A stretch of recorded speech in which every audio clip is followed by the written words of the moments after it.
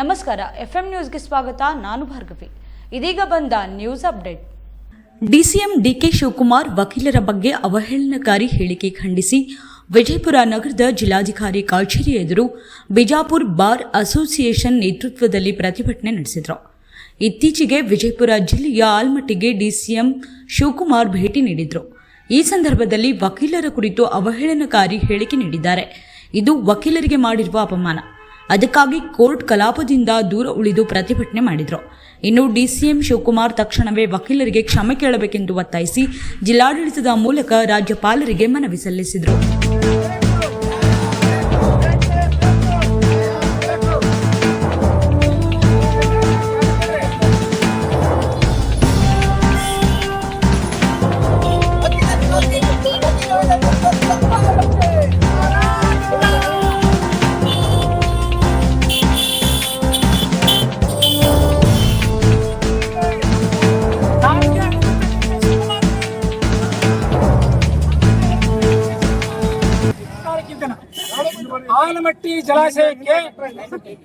ಆಲಮಟ್ಟಿ ಜಲಾಶಯಕ್ಕೆ ನಮ್ಮ ಕರ್ನಾಟಕ ಸರ್ಕಾರದ ಗಣತಂತ್ರ ಸರ್ಕಾರದ ಕ್ಯಾಬಿನೆಟ್ ಸಚಿವರು ಆದಂತ ಉನ್ನತ ಸ್ಥಾನದಲ್ಲಿ ಇದ್ದುಕೊಂಡು ಕೀಳುಮಟ್ಟದ ಭಾಷೆಯನ್ನ ಬಳಸಿ ಅವಮಾನ ಮಾಡಿದ್ದಾರೆ ನ್ಯಾಯವಾದಿಗಳಿಗೆ. ಯಾವಾಗ 6ನೇ ತಾರೀಕಿಗೆ, ಇದೇ ತಿಂಗಳು 6ನೇ ತಾರೀಕಿಗೆ ಏನು ನಮ್ಮ ಆಲಮಟ್ಟಿ ಜಲಾಶಯಕ್ಕೆ ಭೇಟಿ ಕೊಟ್ಟಾಗ ಉಪಮುಖ್ಯಮಂತ್ರಿ ಸ್ಥಾನದಲ್ಲಿ ಇದ್ರೂ ಕೂಡ ಡಿಕೆ ಶಿವಕುಮಾರ್ ಅವರು ನ್ಯಾಯವಾದಿಗಳು ಏನೋ ರೈತರಿಗೆ ತಪ್ಪು ದಾರಿಗೆ ಎಳಿತಾ ಇದ್ದಾರೆ ಅನ್ನುವಂತ ಹೇಳಿಕೆಯನ್ನು ಕೊಟ್ಟಿದ್ದಾರೆ. ಇದು ಅಕ್ಷಮ್ಯ ಅಪರಾಧ. ಇಂಥ ಒಂದು ತಪ್ಪನ್ನ, ಇದು ತಪ್ಪು ಅನ್ನೋಕ್ಕಿಂತ ಇದು ಅಪರಾಧ ಅಂತ ಹೇಳ್ತೀವಿ ನಾವು. ಇಂಥ ಒಂದು ಅಪರಾಧನ ನಾವು ನ್ಯಾಯವಾದಿಗಳು ಸಹಿಸೋದಿಲ್ಲ. ನ್ಯಾಯವಾದಿಗಳಿಗೆ ತುಂಬಾ ಅವಮಾನ ಆಗಿದೆ. ಇದು ದೇಶದ ಸಂವಿಧಾನಕ್ಕೂ ಕೂಡ ವಿರೋಧಿ. ಈಗ ಅಲ್ರಿ ಡಿಕೆ ಶಿವಕುಮಾರ್ ಅವರೇ, ನೀವು ಅಂತ ಸ್ಥಾನದಲ್ಲಿ ಕುಂತಿದ್ದೀರಿ, ನಾಚಿಕೆ ಆಗಲ್ವೇನ್ರಿ ನಿಮ್ಗೆ? ಕುಂತ್ಕೊಂಡಂತ ಹೇಳಿಕೆಯನ್ನು ಕೊಡ್ತಿದ್ರಿ ನೀವು ಅಲ್ರಿ. ಅಲ್ಲಿ ಅಂತ ಸ್ಥಾನದಲ್ಲಿ ಕುಂತ್ಕೊಂಡು ನೀವು ತಿಹಾರ್ ಜೈಲ್ದಲ್ಲಿ ಬಿದ್ದಾಗ ಯಾರು ನಿಮ್ಮನ್ನ ಹೊರಗಡೆ ತಗೊಂಡ್ ಬಂದಿದ್ದು? ನ್ಯಾಯವಾದಿ ಅಲ್ರಿ. ನೀವು ಸರ್ಕಾರದಲ್ಲಿ ಉಪಮುಖ್ಯಮಂತ್ರಿ ಕುಂತಿದ್ರಲ್ಲ, ಆ ವ್ಯವಸ್ಥೆಯನ್ನು ರೂಪಿಸಿಕೊಟ್ಟಂತ ಒಬ್ಬ ಸಂವಿಧಾನ ಶಿಲ್ಪಿ ಡಾಕ್ಟರ್ BR ಅಂಬೇಡ್ಕರ್ ಅವನ್ನ ಮರ್ತೇನ್ರಿ ನೀವು? ನಾಚಿಕೆ ಆಗಲ್ವೇನ್ರಿ ನಿಮ್ಗೆ? ಇಂಥ ಎಲ್ಲಾ ಕೆಲಸ ಮಾಡಿದಂತ ನ್ಯಾಯವಾದಿಗಳಿಗೆ, ದೇಶದ ರಕ್ಷಕರಾಗಿರೋ ನಮಗೆ, ಸಾಮಾನ್ಯ ಮನುಷ್ಯನಿಗೆ ನ್ಯಾಯ ಕೊಡುವಂತ ನಮ್ಮ ನ್ಯಾಯವಾದಿಗಳಿಗೆ ನಮಗೆ ಅವಮಾನ ಆಗೋ ರೀತಿಯಲ್ಲಿ ಮಾತಾಡಿದ್ರಿ ನೀವು. ಸ್ವಂತ ನಿಮ್ಮ ಮಕ್ಕಳು ಕೂಡ ನ್ಯಾಯವನ್ನ ಓದ್ತಾ ಇದ್ದಾರೆ. ಮುಂದಿನ ಭವಿಷ್ಯ ಅವ್ರದ್ದು ಕೂಡ ಯೋಚನೆ ಮಾಡಿದೆ. ನಿಮ್ಮ ನಾಲ್ಗೆಯನ್ನ ಹರಿಬಿಟ್ಟಿದ್ದೀರಿ. ಇದಕ್ಕೆ ನಾವು ಎಚ್ಚರಿಕೆಯನ್ನು ಕೊಡ್ತಾ ಇದ್ದೇವೆ. ಈ ಮುಷ್ಕರವನ್ನ ನಾವು ಇವತ್ತೇ ಹಿಂದೂಕೊಳ್ಳಲ್ಲ. ಇದು ಎಲ್ಲಿವರೆಗೆ ನಾವು ಮುಂದುವರಿಸ್ತೀವಿ ಅಂದ್ರೆ, ನೀವು ಬಹಿರಂಗವಾಗಿ ಪತ್ರಿಕಾ ಸಭೆಯನ್ನ ಕರೆದು ಈ ಅವಮಾನ ಮಾಡಿದ ನ್ಯಾಯವಾದಿಗಳ ಕುರಿತು ನೀವು ಮತ್ತೆ ನಮ್ಮನ್ನ ಗೌರವಿಸುವ ಹಾಗೆ ನೀವು ಹೇಳಿಕೆಯನ್ನ ಕೊಡಬೇಕು, ಕ್ಷಮೆಯನ್ನ ಕೇಳಬೇಕು. ಬಹಿರಂಗ ಕ್ಷಮೆಯನ್ನ ಕೇಳಿದ ನಂತರ ನಾವು ಹಿಂತಕೊಳ್ತೇವೆ. ಇಲ್ಲ ಅಂದ್ರೆ ನಿಮ್ಮ ಮೇಲೆ ಮಾನನಷ್ಟ ಮೊಕದ್ದಮೆ ಮತ್ತು ಕಂಟೆಂಪ್ಟ್ ಆಫ್ ಕೋರ್ಟ್ ಅನ್ನು ಕೇಸನ್ನು ಹಾಕ್ತೀವಿ. ಯಾವುದೇ ನ್ಯಾಯವಾದಿಗಳು ನಿಮ್ಮ ಪರ ವಕಾಲತ್ತು ವಹಿಸಬಾರದು ಅಂತ ನಾವು ಬಾರ್ ಕಮಿಟಿ ಅಂತ ತೀರ್ಮಾನ ತಗೊಳ್ತಾ ಇದ್ದೀವಿ. ಹಾಗಂತ ಜಿಲ್ಲಾ ವಕೀಲರ ಸಂಘದಿಂದ ನಾನು ಅಧ್ಯಕ್ಷ ಸ್ಥಾನದಲ್ಲಿ ಮಾತನಾಡ್ತಾ ಇದ್ದೇನೆ. ಜೈ ಹಿಂದ್.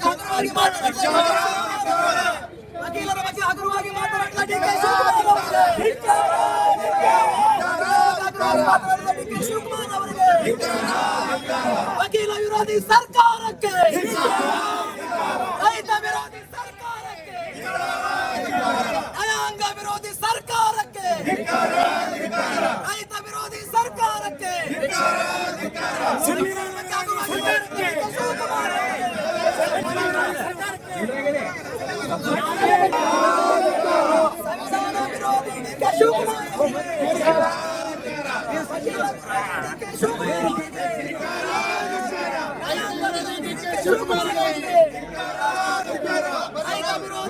ಶಿವಕುಮಾರ್ ಅವರಿಗೆ, ವಕೀಲರ ಬಗ್ಗೆ ಹಗುರವಾಗಿ ನಾಲಿಗೆ ಹರಿಬಿಟ್ಟ ಡಿಕೆ ಶಿವಕುಮಾರ್ ಅವರಿಗೆ, ವಿರೋಧಿ ಡಿಕೆ ಶಿವಕುಮಾರ್ ಅವರಿಗೆ, ನ್ಯಾಯಾಂಗ ವಿರೋಧಿ ಡಿಕೆ ರಾಜೀನಾಮೆ ಕೊಡ್ಲೇಬೇಕು. ರಾಜೀನಾಮೆ ಕೊಡ್ಲೇಬೇಕು.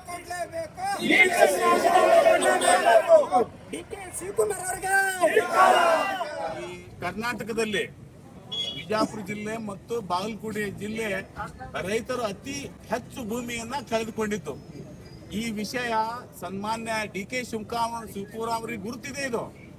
ಆದ್ರೆ ದುರ್ದೈವ ಏನಂತಂದ್ರೆ ಸರ್ಕಾರದ ದುಡ್ಡು ಇದೆಯೋ ಇಲ್ಲೋ ಅದು ನಮ್ಮ ಲುಕ್ಔಟ್ ಅಲ್ಲದು. ಸುಮಾರು 2,000 ಕಟ್ಲೆಗಳು ಈಗಾಗಲೇ ರೈತರು ತಮ್ಮ ಪರಿಹಾರ ಬೇಕಂತ ಹೇಳ್ತಾರೆ ಕೋರ್ಟ್ಗೆ ಹೋಗಿದ್ದಾರೆ. ನಿಮ್ಮ ಕಡೆಯಿಂದ ಪರಿಹಾರ ಕೊಡ್ಲಾರ್ದಕ್ಕ ಮತ್ತೆ ತುಂಟಿ ನೆವ ಹೇಳುವ ಸಲುವಾಗಿ ಒಂದಿಲ್ಲ ಒಂದು ಕಾರಣಗಳನ್ನ ಒತ್ಕೋತಾ ಮತ್ತೆ ವಿನಾಕಾರಣ ಇವತ್ತು ರೈತರಿಗೆ ಸತಾಯಿಸಲಾಕತ್ತಿದ್ದೀರಿ. ವಿನಾ ನೀವು ಸತಾಯಿಸುದು ಯಾವತ್ತು ವಕೀಲರು ಕೂಡ ಏನ್ರಿ ವಕೀಲರು ಅನ್ನೋದು ಅವ್ರ ಕರ್ತವ್ಯ ಏನು ಅನ್ನೋದು ನಿಮ್ಗೆ ಸ್ವಲ್ಪ ಆದ್ರೂ ಗೊತ್ತಿದೇನಾ?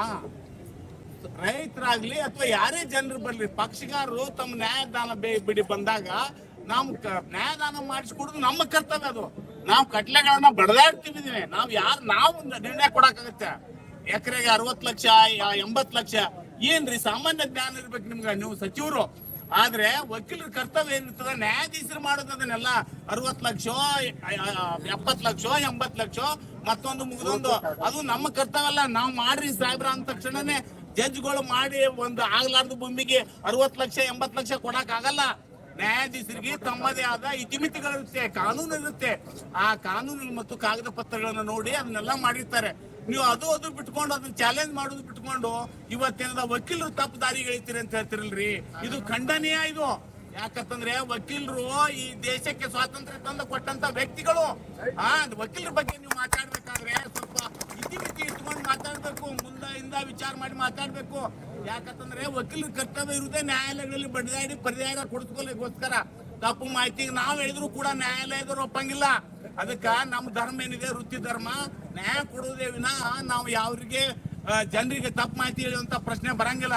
ದಯಮಾಡಿ ಸನ್ಮಾನ್ಯ ಡಿ.ಕೆ. ಶಿವಕುಮಾರ್ ಅವರು ರಾಜ್ಯಪಾಲರು ಕರ್ನಾಟಕ ಸರ್ಕಾರ ರಾಜಭವನ ಬೆಂಗಳೂರು ಇವರಿಗೆ ಮಾನ್ಯ ಜಿಲ್ಲಾಧಿಕಾರಿ ಮುಖಾಂತರ ದಿನಾಂಕ 6/9/2025 ಮಾನ್ಯ ಉಪಮುಖ್ಯಮಂತ್ರಿಗಳಾದ ಶ್ರೀ ಡಿ.ಕೆ. ಶಿವಕುಮಾರ್ ಅವರು ಆಲ್ಮಟ್ಟಿ ಭೇಟಿಯ ಸಂದರ್ಭದಲ್ಲಿ ವಕೀಲರ ಕುರಿತು ಅವಹೇಳನಕಾರಿ ಮಾತನಾಡಿರುವುದನ್ನು ಖಂಡಿಸಿ ಪ್ರತಿಭಟಿಸುವ ಕುರಿತು ಮೇಲ್ಕಾಣಿಸಿದ ವಿಷಯಕ್ಕೆ ಸಂಬಂಧಿಸಿದ ಅಧ್ಯಕ್ಷರು ಜಿಲ್ಲಾ ನ್ಯಾಯವಾದಿಗಳ ಸಂಘ ವಿಜಯಪುರ ತಮಗೆ ಗೌರವಪೂರ್ವಕವಾಗಿ ತಿಳಿದುಪಡಿಸುವುದೇನೆಂದರೆ, ಇತ್ತೀಚೆಗೆ ದಿನಾಂಕ 6/9/2025 ವಿಜಯಪುರ ಜಿಲ್ಲೆಯ ಆಲ್ಮಟ್ಟಿ ಭೇಟಿಯ ಸಂದರ್ಭದಲ್ಲಿ ಮತ್ತು ವಿಧಾನಸಭೆಯಲ್ಲಿಯೂ ಕೂಡ ಮಾನ್ಯ ಉಪಮುಖ್ಯಮಂತ್ರಿಯಾದ ಶ್ರೀ ಡಿ.ಕೆ. ಶಿವಕುಮಾರ್ ಅವರು ವಕೀಲರ ಕುರಿತು ಅವಹೇಳನಕಾರಿ ಮಾತನಾಡಿದ್ದು, ಅವರ ಹಗುರವಾದ ಮಾತು ಇಡೀ ವಕೀಲರ ಸಮುದಾಯಕ್ಕೆ ಅವಮಾನಕರವಾಗಿದ್ದು, ಅವರ ಅಗೌರವಿತವಾದ ಮಾತುಗಳನ್ನು ಖಂಡಿಸಿ ನಮ್ಮ ಸಂಘವು ಕೋರ್ಟ್ ಕಲಾಪ, ಕಂದಾಯ ಇಲಾಖೆ ಮತ್ತು ಗ್ರಾಹಕರ ವೇದಿಕೆ ಈ ಎಲ್ಲ ನ್ಯಾಯಾಲಯಗಳ ಕಾರ್ಯಕಲಾಪಗಳನ್ನು ದೂರ ಉಳಿದು ಪ್ರತಿಭಟಿಸಿದ್ದೇವೆ.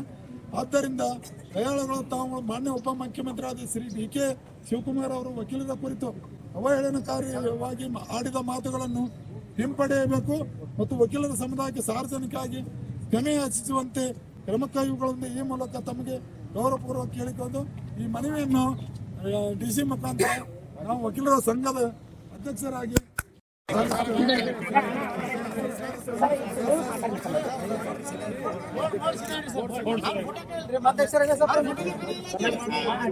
ನ್ಯಾಯವಾದಿಗಳ ಸಂಘಕ್ಕೆ न्यायवादिगण संघ के चांदनी फंक्शन हॉल का बड़ा धमाका ऑफर 15 साल पूरे होने की खुशी में 35% का डिस्काउंट। शादी, engagement, birthday party, anniversary, school gathering, राजनीतिक और सामाजिक फंक्शन जैसे और भी फंक्शंस के लिए चांदनी फंक्शन हॉल बेहतरीन क्वालिटी सर्विस और सुविधाओं के साथ अपने कामयाबी के 15 साल पूरे होने पर अब आपके लिए लाया है अपने किराए में धमाकेदार ऑफर, वह भी 35% डिस्काउंट और फ्री अट्रैक्टिव रूफ डेकोरेशन के साथ। तो देर किस बात की, आपके हर फंक्शंस के लिए संपर्क कीजिएगा। इनका पता है Chandni function hall, doctor B R. Ambedkar stadium के करीब, APMC रोड, बीजापुर, या स्क्रीन पर दिए गए नंबर्स पर कॉल करें।